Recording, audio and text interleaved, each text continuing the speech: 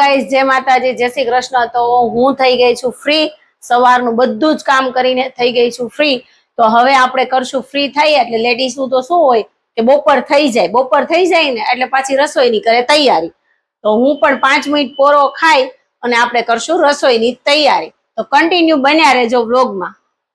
જો અમારા ઘરે મહેમાન આવી ગયા છે, ભાણકી બેન આવી ગયા છે અને ભાણિયાભાઈ આવી ગયા છે। ઈ ગેમ રમે છે અને મારા દ્વારકેશને તો છે ને નાઈટ ડ્રેસ સિવાય એકેય કપડા ગમે નહીં। એને વેકેશનમાં તો નાઈટ ડ્રેસ જ ગમે ઘરે। એને દ્વારકેશ તને કપડા પહેરવામાં શું થાય દીકો? કંટાળો આવે કે ગરમી થાય? કંટાળો આવે ને ગરમી બહુ ગરમી થાય। અરે આ ગેમ રમવાની કેવી મજા આવે? કેવો બાજશો ભાઈ યારે? ઓછો ઈ નો બાધે, ભાઈ મોટો થઈ ગયો। નો બોલે, ઈ ગુડ બોય છે। તું ગુડ બોય છો કે નહીં? ઈ કે છો ને? બસ તો આપણે જાતું કરવાનું। શું કહેવાનું? કાંઈ વાંધો નહીં। શું કહેવાનું દ્વારકો?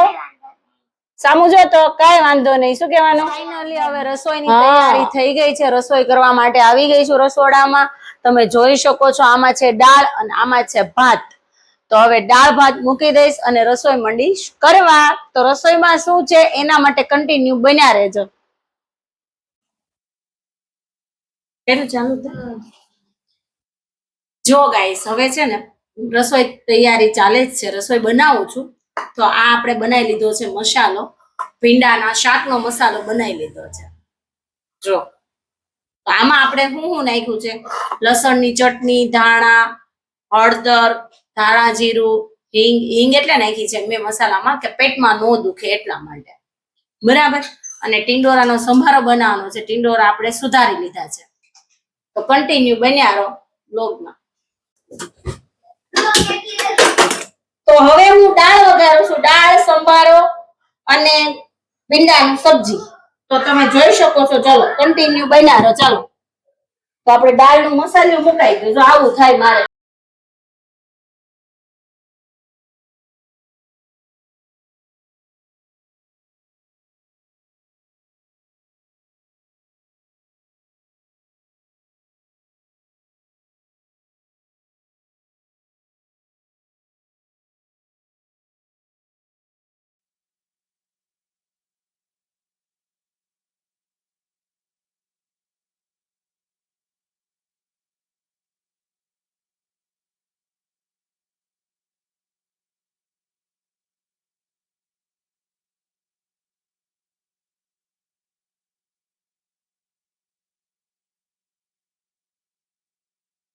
ગાઈસ, ફાઇનલી હવે મારો વારો આવી ગયો છે। તોય આ જમવા હજી પૂરું નથી થયું। કોઈ જમી નથી રહ્યા અને ઓલો જો એકની વિકેટ પડી ગઈ, ઈ વયો ગયો અંદર સુવા માટે।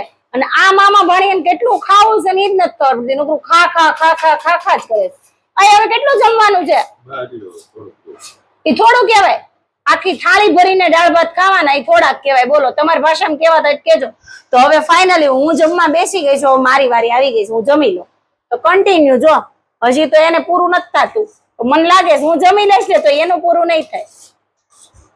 થઈ જશે ગાના? થોડુંક હજી ભાણકીને પૂછે છે દાળ ભાત લે, દાળ ભાત। ભાણકી લઈ લે તમારે મેડમ? નહીં, કાંઈ નહીં, સારું હાલો। ગાઈસ, ફાઇનલી હવે હું જમી કાઢવીને ફ્રી થઈ ગઈ છું। જો અહીંયા કાનાઓ સુઈ ગયા છે અને હજી તો હું નવરી થઈ છું। સુવાનો વારો જ ન થયો, હવે આવ્યો છે।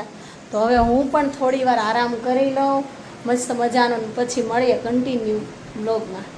જો કેવા હેલો ગાઈસ, રોંઢાનો આરામ કરીને મસ્ત મજાનો ફર્સ્ટ ક્લાસ જાગી ગઈ છું। જાગીને સીધી આવી છું રેડી થઈને કિચનમાં। કિચનમાં એટલે આવી છું કે જો તમે જોઈ શકો છો ચણા નહીં, સિંગ શેકું છું। આમાં છે બટેટા, આમાં છે સાબુદાણા। સાંજની ડિનરની તૈયારી કરવા માંડી છું કેમ કે સાંજે આવવાના છે કુમાર જમવા માટે। તો જોઈ શકો છો તમે। કન્ટિન્યુ બન્યા રહેજો વ્લોગમાં।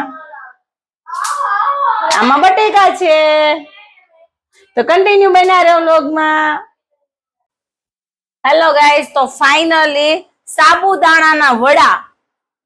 મારા ઘરે ફરાળ હોય કે ન હોય પણ બને પાકું. જો મહેમાન આવે ને મહેમાનને સાબુદાણાના વડા ખવડાવીએ.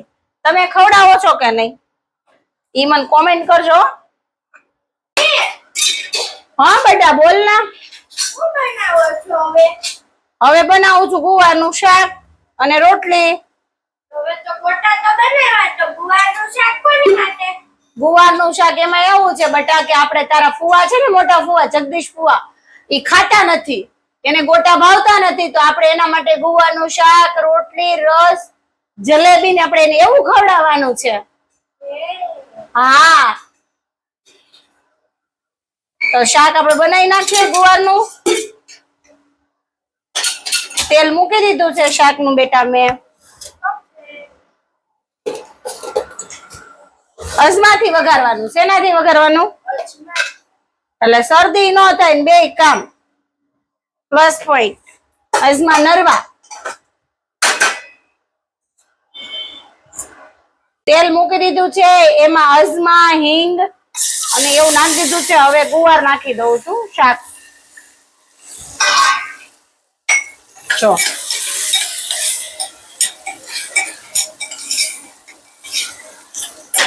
શાક વઘારાઈ ગયું છે, તો હવે આપણે એમાં નાખશું ધાણા જીરું ને ચટણી ને એવું.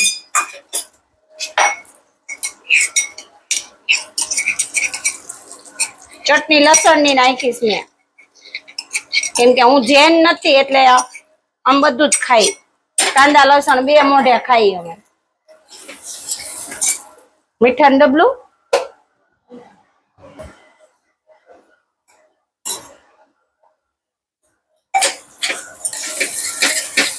થોડીક વાર આને આમનામ રહેવા દેશું.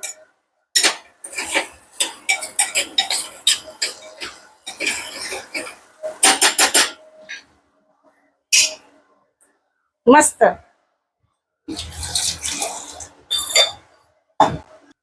થોડુંક પાણી નાખી દેશું.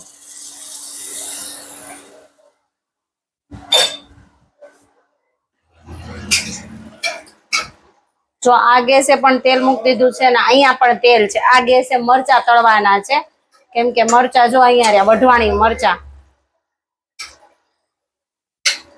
અને આ તેલ ગળ્યું ને એટલે પાછું મેં કીધું ભરી લઉં. વધી ગયું છે એવું કઈ નહોતું, પણ તેલ છે ને ગળ્યું મેં આમાં, એટલે પછી મેં પાછું બવણીમાં લઈ લીધું છે. જો હવે આપણે વઢવાણીને તળી નાખશું. મરચાનું તેલ મૂકી દીધું. એ લોઢીને તળવાના હતા વઢવાણી મરચા. શાક બનીને રેડી થઈ ગયું છે મસ્ત. પણ ધાણા ગાર્લિક કરવાના બાકી છે. અરે દીકુ કુલર આમ ફેર.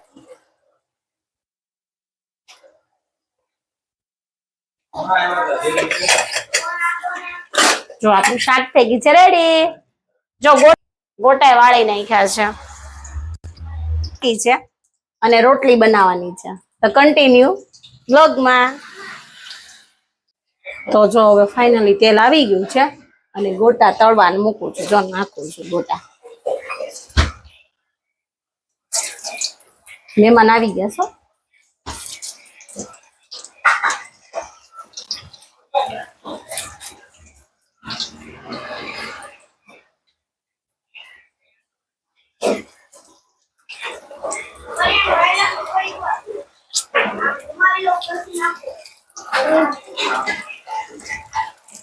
બધા જમવા બેસી ગયા છે. જો કાનો, પછી મોટા ભાઈ, નાના ભાઈ, ભાણીઓ બધા જ બેસી ગયા. જો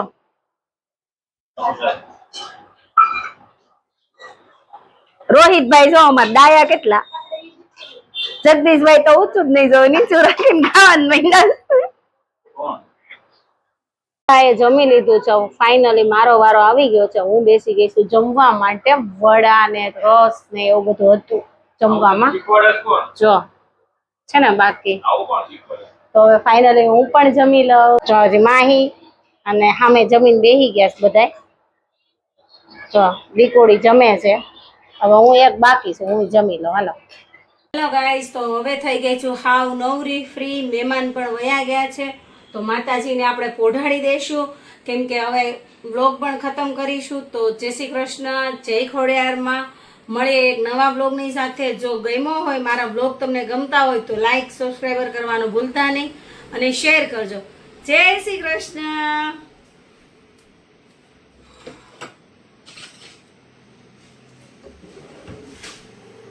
ઓકે તને ઓકે લે મારી ઓ મારે બસ.